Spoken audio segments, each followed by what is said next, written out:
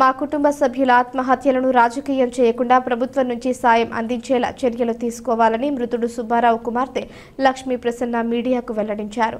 ఒంటిమిట్ట మండలం కొత్త మాధవరం మృతి చెందిన సుబ్బారావు కుటుంబాన్ని పద్మశాలి కార్పొరేషన్ చైర్మన్ జింక విజయలక్ష్మి పరామర్శించి అనంతరం మీడియాతో మాట్లాడారు. మా ఫ్యామిలీ మెంబర్స్ ఒక ల్యాండ్ విషయంలో సూసైడ్ చేసుకోవడం జరిగింది. సో మా సిచ్యువేషన్ని ఎవరు రాజకీయం మాత్రం చేయకండి దయచేసి. ఏదైనా గవర్నమెంట్ నుంచి వచ్చే ఫండ్స్ మాకు వచ్చేటట్లు చూడండి. అలా ల్యాండ్ విషయం కూడా కొంచెం మా పేరు మీద వచ్చేటట్లు చూడండి. దయచేసి రాజకీయం మాత్రం చేయదండి మా సిచ్యువేషన్. మొన్నటి దినము మాధవరంలో జరిగినటువంటి సంఘటన హృదయ విదారకమైన సంఘటన. అది ఎప్పుడు జరగకూడని సంఘటన, ఎవరికి జరగకూడని సంఘటన. ఆ సంఘటనని మేము చాలా తీవ్రంగా ఖండిస్తున్నాము. ఆ కుటుంబం సభ్యురాలైనటువంటి లక్ష్మీ ప్రసన్నకి మేము చాలా అండగా ఉంటామని చెప్పేసి ఈరోజు మేము తనని కలవడం జరిగింది.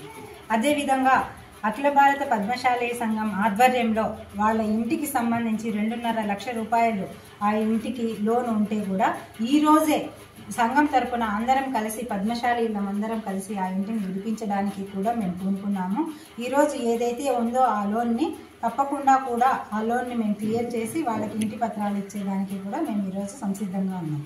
అది ఒకటి. తర్వాత ఆ పాప ఒక పద్మశాలి కార్పొరేషన్ చైర్మన్గా ప్రభుత్వం నుండి ఆ పాపకి ఈ ఎలక్షన్ కోడ్ అయిపోయిన తర్వాత ఆ పాప చదువుకున్నటువంటి ఇంటర్మీడియట్ చదువుకి సంబంధించి ఏదైతే ఉద్యోగం ఉంటుందో ఆ స్టాండర్డ్ని బట్టి ఆ పాపకి ఒక ప్రభుత్వ ఉద్యోగం ఇప్పించేదానికి కూడా ప్రభుత్వం నుండి లోకల్ ఆకేపాటి అమర్నాథ్ రెడ్డి గారి దగ్గర నుండి కూడా ఆ పాపకి మేము ఒక హామీ ఇస్తున్నాము.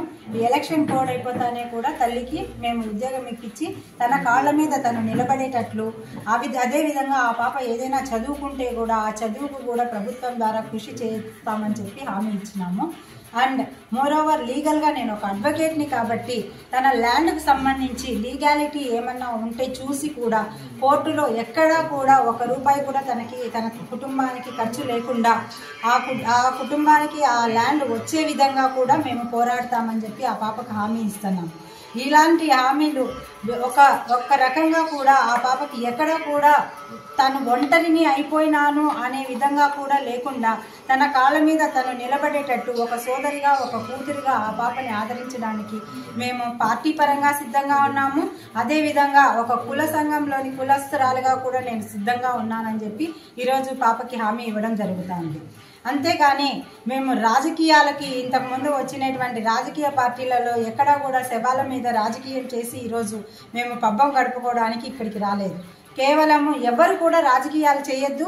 ఆ పాపకు సంబంధించిన ఒక ఆడపాప, అందున ఒక చిన్న మైనర్ బాలిక, ఇప్పుడిప్పుడే మేజర్ అవుతున్నటువంటి బాలిక, ఆ బాలికకు మనం ఎప్పుడూ అండదండలుగా ఉండాలి. ఎవరు రాజకీయాలు చేయకూడదు అని చెప్పి కూడా నేను మీ అందరికీ సవినయంగా మనవి చేసుకుంటున్నాను. అదేవిధంగా కూడా రాష్ట్రంలో ప్రతి ఒక్కరికి చెప్తున్నా, ఈ విధమైనటువంటి సూసైడ్లు మాత్రము చేసుకొని కుటుంబాలకి బాధలు మిగిలించకూడదు అని చెప్పేసి ప్రతి ఒక్కరికి కూడా నేను విజ్ఞప్తి చేసుకుంటా ఉన్నాను.